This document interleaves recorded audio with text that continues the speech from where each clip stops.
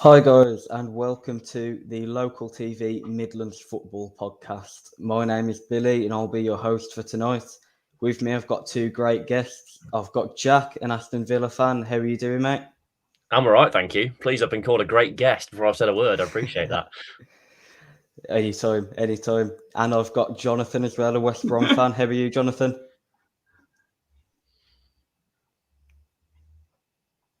Yeah, not too bad. I'm not great then. We believe, we believe. Yeah. We'll start tonight over last night's Carabao Cup games. Obviously, both Wolves and Aston Villa leaving the competition on penalties. Jack, we'll come to you first. How did you find the game last night? Do you think a draw was a fair result? Yeah, I thought we warranted the draw. It's a shame, really, because we've played at Stamford Bridge twice now in 10 days, and we've played pretty well both times and come away with nothing both times. Even with our reserve team last night, I was pretty worried before the game last night because I saw, Chelsea's reserve team could probably beat most Premier League first teams, really. So I was slightly concerned when I saw the lineups, but we did very, very well. Nice to see the little young lad Cameron Archer score. He did miss a couple of chances, but he scored a bullet header. That was really impressive. And I thought we gave a really good account of ourselves. It just so happened that they could bring on Lukaku and whoever else, and unfortunately we didn't have those senior players on the bench, which might have been a slight oversight. But definite signs of progression, that we've got some squad depth now, and positive vibes, really. It's a shame that we went out, but I don't think the Carabao Cup was particularly high on our list of interest this season, unfortunately. So yeah, not a bad evening all round, I would say. I suppose it's all focused on the Premier League now with a clear run of games up until the start of January when the FA Cup starts. Do you think you'll make the most of that and start to push towards those European spots? No, I think it's a bit soon for European spots. Based on what I've seen of us this season, I do think, I know people are talking about Villa getting a European spot, but I think after a certain player left in the summer, it's going to be quite difficult for us to really kick on from that. It might just take a bit of time before we can really get going this season. But, again, just going back to last night, it was good to see some individual performances. Poland's Matty Cash was very good once again. He's been one of our better players this season. It was a shame to see Morgan Sanson, who played very well in the first half, go off injured again. That's becoming a bit of a problem. We signed him in January and he's barely strung 3 games together, which is a problem. But hopefully we can kick on. Hopefully Leon Bailly can stay fit. I don't know what the situation is with John McGinn this season either, because he had a concussion at the weekend. So we'll see how quickly he comes back. But we've got a very strong first 11 now, if we've got everybody fit, which should get us in. I think top half is the aim this season, personally. Maybe that's being a bit pessimistic, but I think we've got to be realistic sometimes. And one player that I do want to touch on, obviously just brushed over him briefly in the first half there, Cameron Archer. He's got 4 goals in the Carabao Cup so far. Do you want to see him get some minutes in the Premier League? I'd love to see him get some minutes in the Premier League, but I don't think it's going to happen. I think Dean is quite reluctant to play youth sometimes unless he feels they're absolutely ready, like Carney, that lad's surname I can't pronounce, or Phil against Bodis. So I'd like to see Archer. We're lucky now that we've got Watkins and Ings up front, so it's going to be quite difficult for him unless they're both injured for him to get into the starting lineup. But it's a refreshing change of pace from Keenan Davis. I apologise to Keenan if he's watching or listening, but I just don't think he quite cut it, unfortunately. But, Archer possesses some pace. He's got a good finish on him. And, we will see, won't we? We'll see. It could be a good impact sub. Who knows? Looking promising one for the future. And, of course, last night as well, Wolves, just like Aston Villa, leaving the competition on penalties. It was a tough start for Wolves, 2-0 down within 25 minutes and had to make a substitution after Mascara got stretchered off. They showed some good fight to come back and get it to 2-2. However, I think Tottenham's quality just shone through in the end, and they kept it together. They've got that the players experienced at high level in the penalty shootout. And obviously you've got the likes of Harry Kane and Heung-min Son taking penalties. you're always going to have an advantage compared to the opposition. But now all eyes on the league this weekend, and Jonathan, will come to you. West Brom kick off the weekend, Friday night at home to QPR. How do you see that game going? Yeah, we need the likes of Robinson, Grant, Dean Garner to start scoring more goals. I know Matt Phillips got us out of a tight spot against Preston after another Darnell Furlong throw. By the way, I'm all for the towel. But yeah, it's on the back of three draws in a row, and the thing with that is that the 4 games for that won. So we are in a bit of a draw rut at the moment. But yeah, I see us having enough quality to see off QPR. Of course, they've got a guy that we know all about, Charlie Austin. Their danger man, in my opinion, is Charlie Austin. He scored twice in the 2-2 draw against Everton in the Carabao Cup on Tuesday, and as a result, they actually beat Everton on penalty. So yeah, that could give them a lot of confidence going into the Hawthorns tomorrow night. But I believe we do have enough quality to see a QPR challenge. Obviously, you mentioned Charlie Austin there is in form for QPR at the minute. Is there anyone in Albion's team who you think will take the challenge to QPR and could single-handedly win you the game? Well, again, I say Matty Phipps. He's been popping up when we need him. Also, we need like our midfielders to start creating more.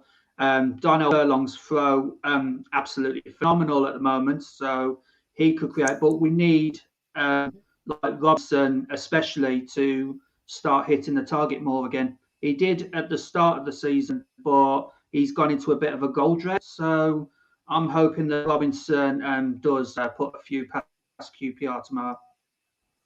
Have you noticed a change in Albion's style of play in the last few weeks? Obviously, as you mentioned, 4 wins to start the league season off, but now you've gone into 3 draws. Has anything caused that? Yeah, I think teams are sussing it now, and I mean, I was at the Millwall and Derby games, and Millwall just defend, just didn't give us any time to play. Same with Derby, really. They just out and out defended. I think in the Derby game we had like 26 shots, and they barely had a shot on.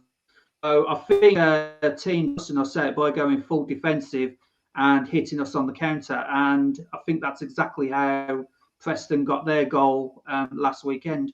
So I think a lot of the teams now are starting to suss out foul ball, as it's called. So yeah. Jack, do you have any thoughts on West Brom?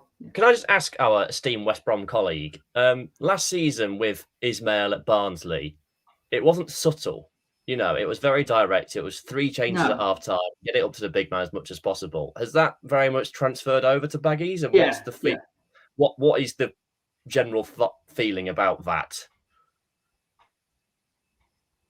Well, it's as you said, it was like get it up to the big man. But you know, we've got Robinson and Grant, and you know, I'm not saying that they're like big men, but you know, it's like some defenders do have a bit of a height advantage on. So yeah, I think as well, you know, it's quickly taken teams to suss out Ishmael Ball quicker than it did at Barnsley. I mean, you know, it's it's a difficult one to explain, really. How have the fans reacted to this change? Are they still backing the manager, or is it starting to turn a little bit now? Well, we some of the fans at Derby, I know, they did boo at full time because I think the expectation after 4 victories in a row was that we were going to beat Millwall, beat Derby, beat Preston, and you know. Be right up there with Bournemouth, probably even beat Bournemouth to top spot at the moment.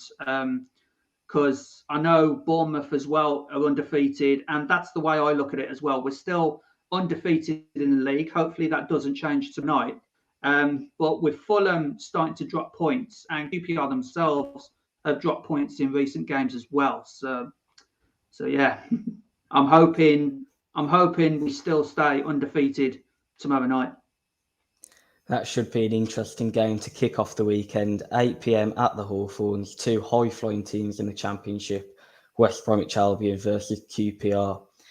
On Saturday dinner time at 12:30, Aston Villa in action away at Manchester United. Jack, how do you see that game going? Badly. Our record against Manchester United is pretty well documented. We're not very good against them. Here's a fun fact for you. Since 1995, Aston Villa have beaten Manchester United once, home or away in the league. Yeah. So we don't do anything against them.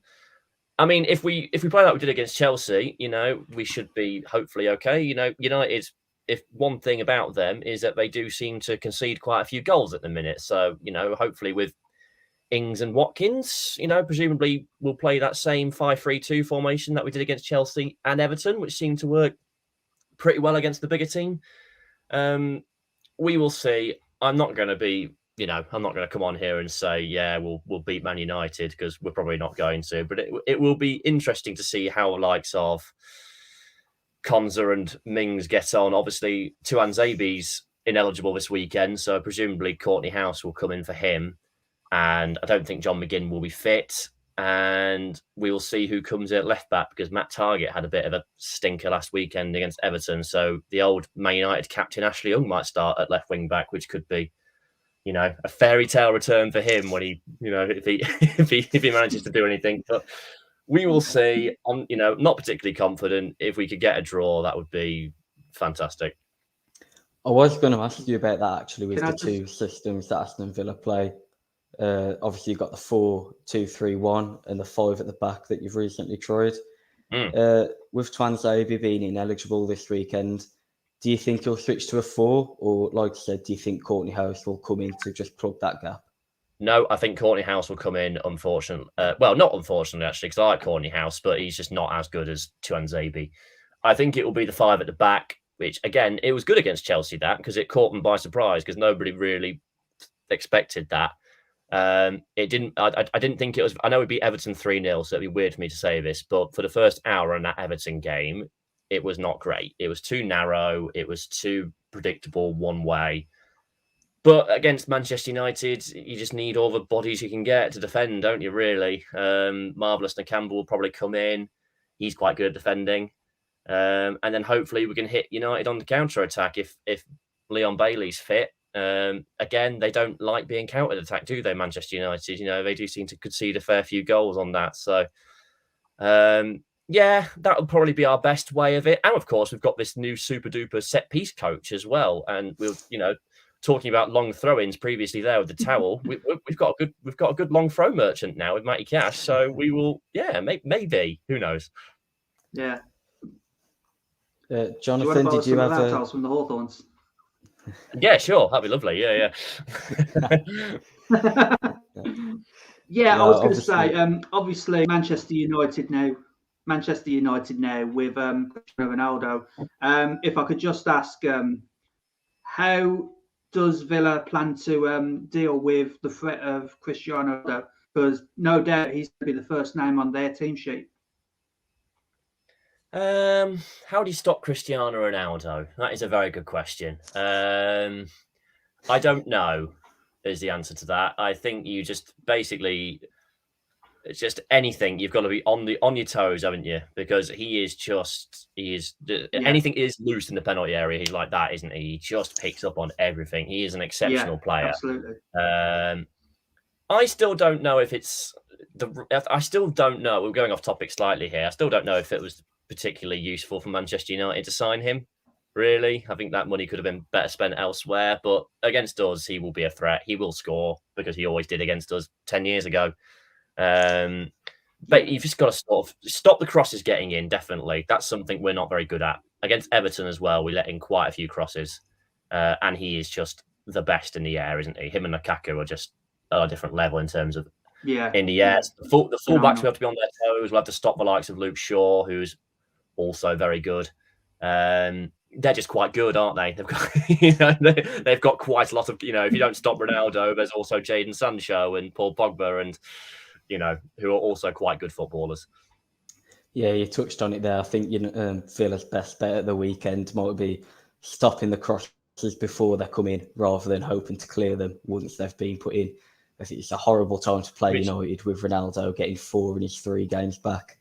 Which does make me think maybe we might play a slightly different system of, like, maybe even a 5-4-1 and play Ollie Watkins on the left or something, and then Bailey on the right, just for a bit of pace on the counter, or Traore. But the problem is they need to track back. They can't just let Cash and Target or Young be overrun, because United do like an overlap and they do like crossing it in. So we'll see. You touched on the wingers just. What have you made of the new signings you've had? Obviously, Leon Bailey and Emi Buendia out wide with Danny Ings up front. Have they settled in well? Well, they've started to. Buendia in the first couple of games went missing, and then he was very good against Brentford. He scored that. He pinged it into the top corner, didn't he, against Brentford? And then he went off to Argentina and then hasn't really played since. And the same with Leon Bailey, who came on after an hour, changed the game, scored, got an assist, and then went off and pulled a hamstring or whatever he did. So, it's difficult, really. It's, if we just, I don't know. It's too early to say, I think. Maybe the jury's out. Danny Ings runs around a lot. That's something I've spotted.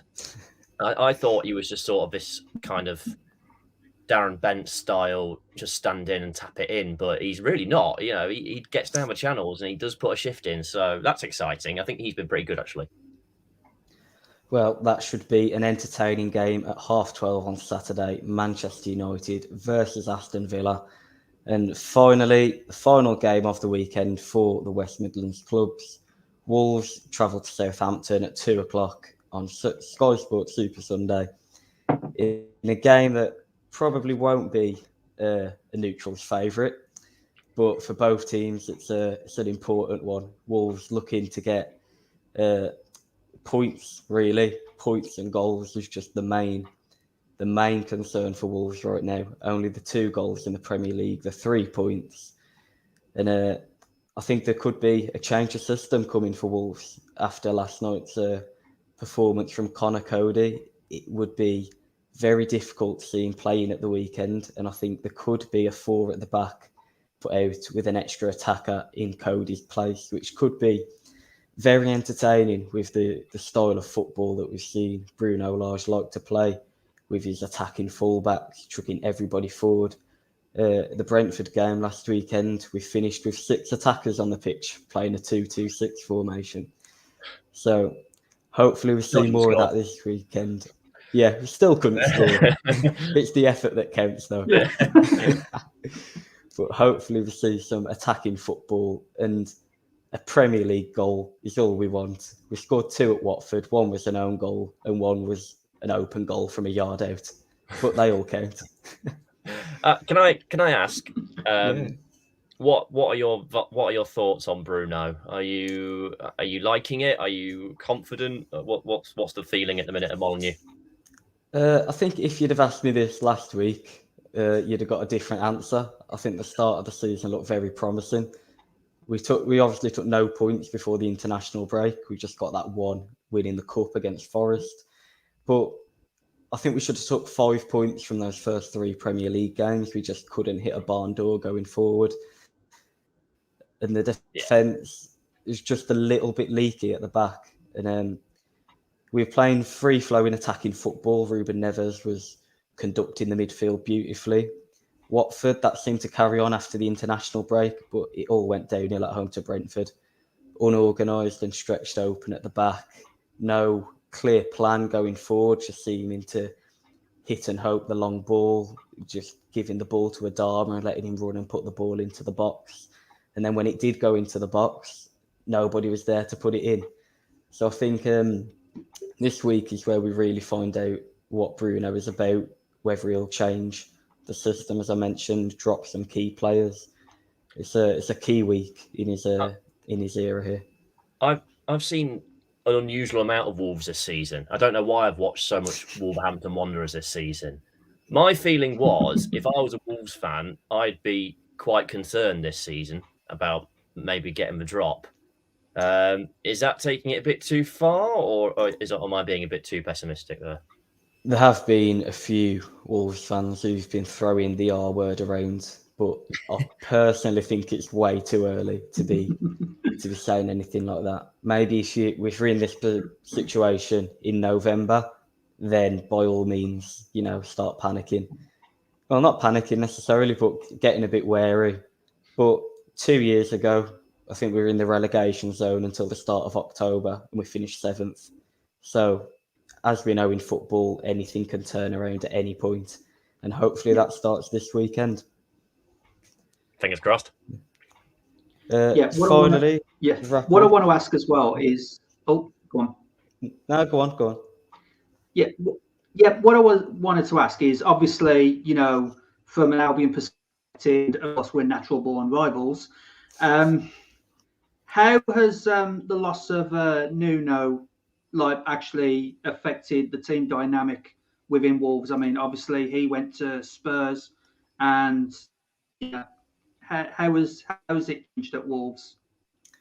I think personally it's refreshed the whole club. The first 2 years of Nuno being at the club, as I'm sure you both know from Wolves fans not shutting up about it, was amazing. And then the third year, it started to change a bit more stagnant football. And obviously we all know how that fourth year went. It was just horrendous to watch. Really there was boring, Wolves fans calling for him. Yeah, we just didn't attack.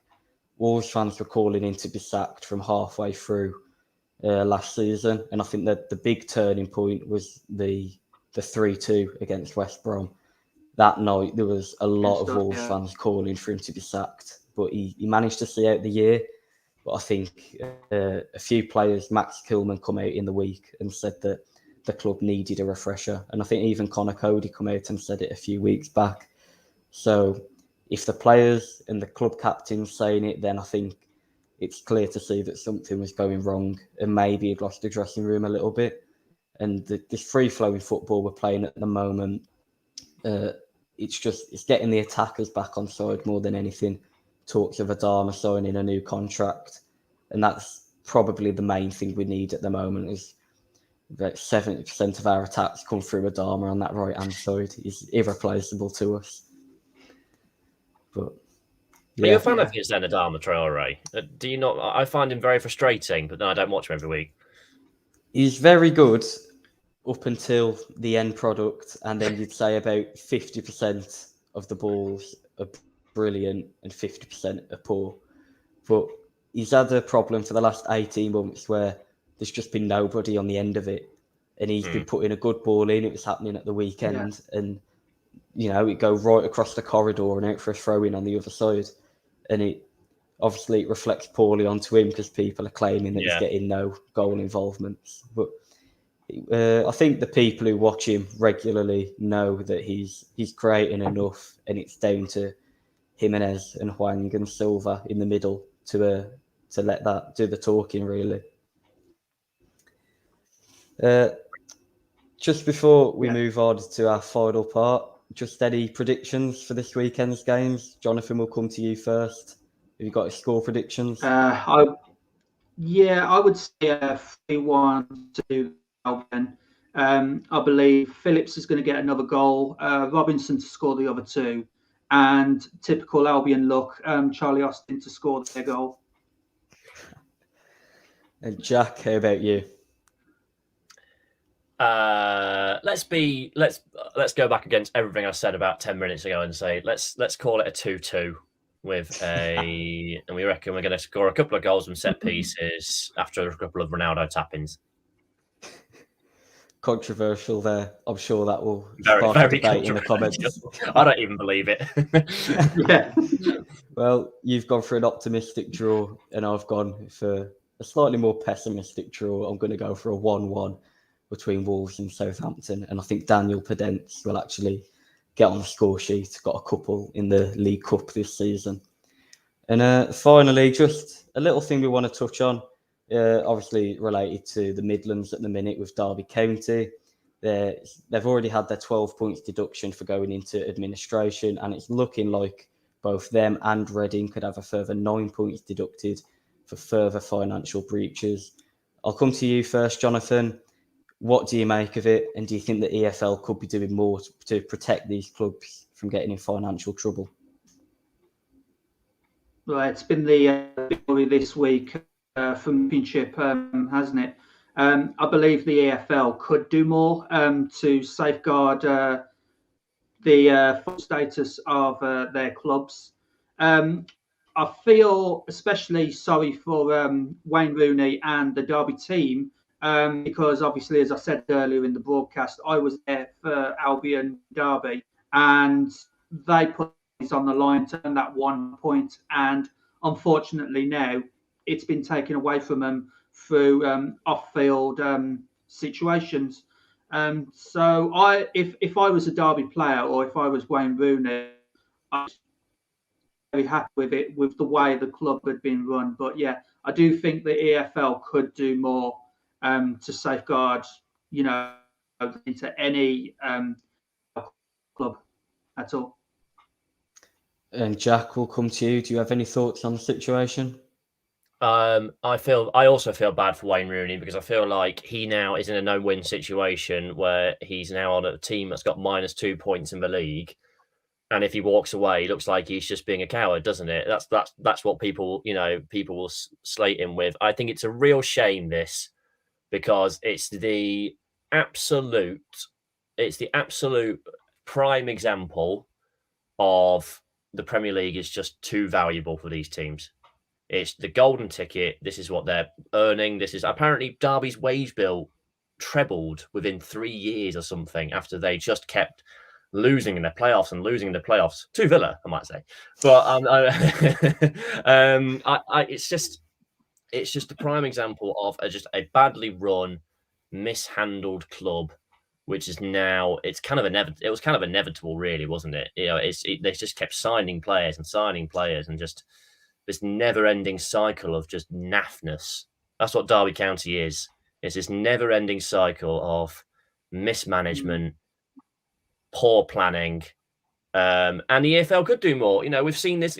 We have this conversation once every 3 months about one of these teams. You look at the Wigans, the Macclesfields, the Berries, and I was listening to a podcast earlier. It is sounding pretty bleak at Derby. They've got to pay off a pretty hefty HMRC bill, and they've got to pay their players within 9 days.